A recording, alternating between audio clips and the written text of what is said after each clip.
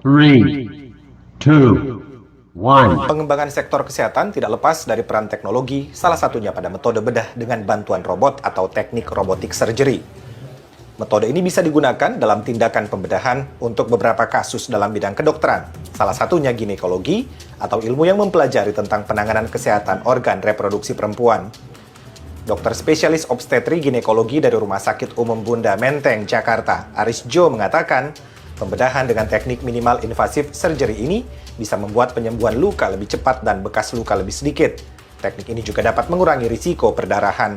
Ya, sebelum kita masuk pada proses robotic surgery, tentu saja kita akan mencari tahu lebih dulu apa saja perangkat ya dok ya, yang sering digunakan untuk menunjang robotic surgery ini. Kita mulai satu persatu dok, dimulai dari alat ini mungkin. Kita mulai dengan ini, alat ini merupakan surgeon console, di mana dokter bedah mengoperasikan tangan robotik yang sudah disambungkan ke pasien melalui alat ini. Jadi di sini dokter bedah akan ditunjang oleh pandangan yang mumpuni, salah satu pandangan yang terbaik yang bisa didapatkan saat ini dengan visualisasi 3D, di mana kita tidak perlu mengalami kesulitan pada seperti konvensional laparoskopi sebelumnya yang tidak support oleh 3D visualisasi.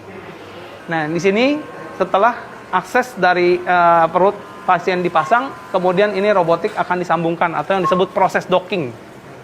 Gitu. Robotic surgery juga membuat pekerjaan dokter lebih efisien dan tidak cepat merasa lelah saat melakukan pembedahan, karena posisi badan operator lebih ergonomis dan visibilitas lebih baik. Ya, kemudian satu lagi apa? Kelelahan dari operatornya juga patut dipertimbangkan, dok. Kalau misalnya seorang operator bekerja 6 jam atau lebih, mungkin pengalaman saya 6 jam, itu tangan sudah mulai bisa bergetar. Sedangkan dengan robot ini, Anda mau sampai 10 jam juga, tangan robot ini tidak akan bergetar. Ya, kemudian presisi, kemudian range of motion. Range of motion itu jadi kayak persendian dari ujung dari instrumen robot itu sama seperti tangan manusia. Jadi tidak ada keterbatasan gerak. Biaya pembedahan dengan teknik robotic surgery di Indonesia lebih terjangkau bila dibandingkan dengan beberapa negara tetangga. Di Singapura, pasien harus merogoh kocek sekitar 400 juta rupiah, sementara di Malaysia sekitar 250 juta rupiah.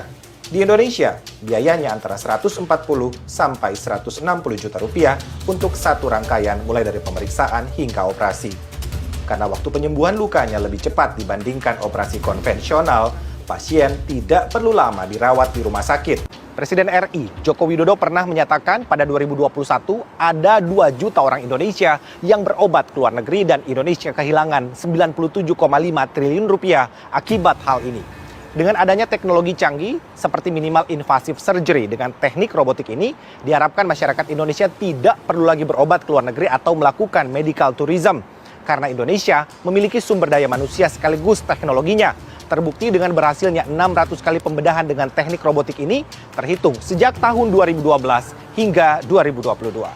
Arman Helmi, Galuh Prestisa, Jakarta.